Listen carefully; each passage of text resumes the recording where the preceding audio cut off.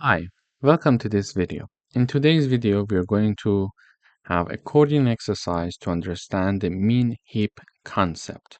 So in a min heap concept, the smallest element is always at the top of the tree. So here, in order to use the heap queue, we need to import it first.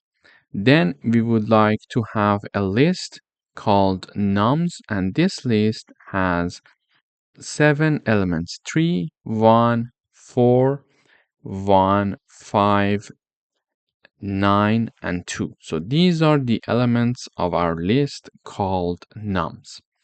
Then in order to convert this list into a min heap in which we can see the smallest value at index 0, we are going to use the heap queue and then the heapify function. So this is the heap queue that we are using, that we imported in the Python. Then using the heapify function, we are going to convert it into a min heap. So basically, a min heap means that the smallest element is at index 0. Okay. In order to have a min heap, we can use the heapify function, and in parentheses we are having the name of our list that we want to convert it, which is nums. After doing that, we can simply use the print function to print nums for us.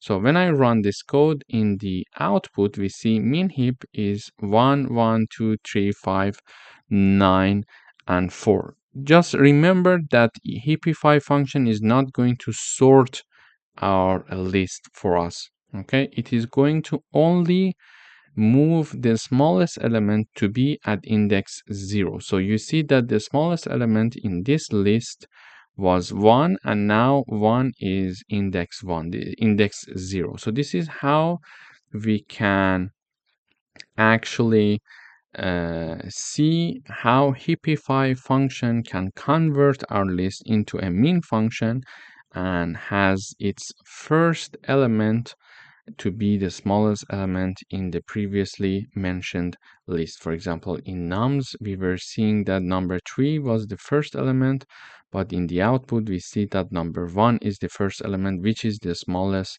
element in our min heap. Thank you for watching.